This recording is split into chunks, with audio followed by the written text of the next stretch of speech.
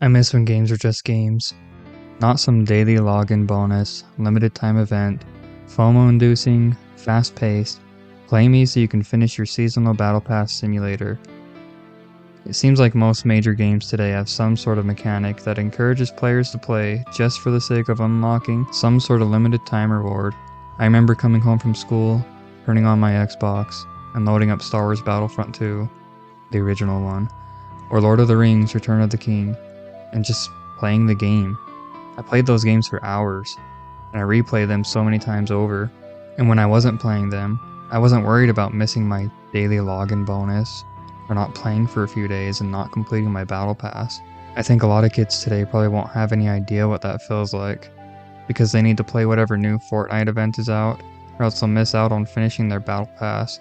I'm not saying that people didn't speedrun back in the day, but I think this is completely different from speedrunning.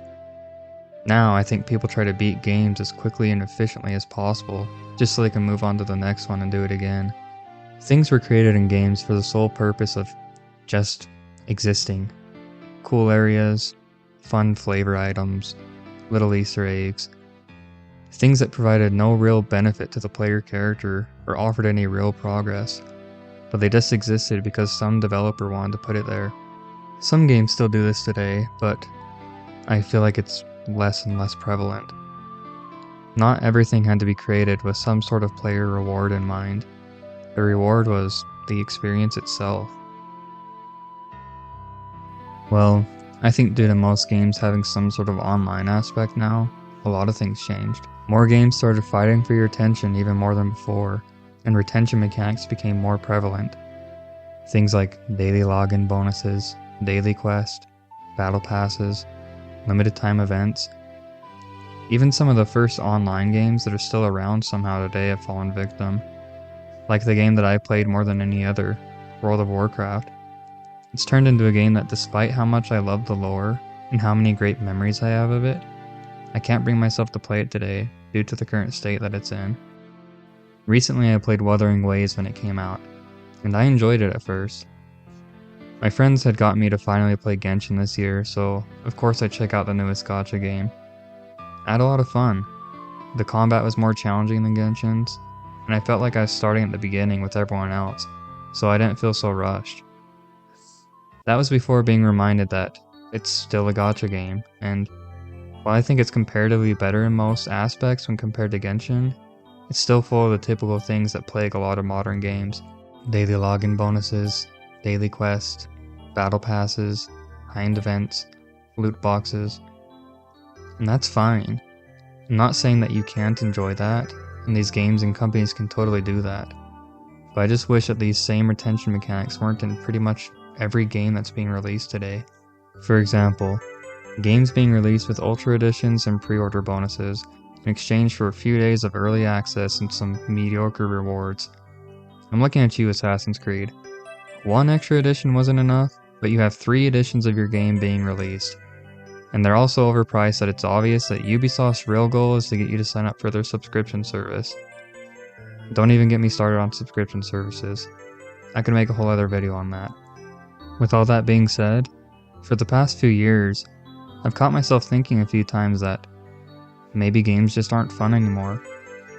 And then last year, I got a PS5, and I played Baldur's Gate, then Cyberpunk, and then The Witcher 3, and then I came to realize something. I can still have that same experience that I've been missing, and a lot of these experiences are in single-player games. Some other new games that I played recently that capture that feeling of older games for me are Dragon's Dogma 2, Stellar Blade, the Resident Evil 4 remake, and Elden Ring and the Dark Souls series.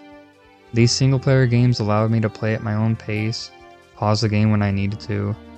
I could take a break for a few days and focus on real life without feeling obligated to log back in and play for a few hours when I didn't have the time or the desire to.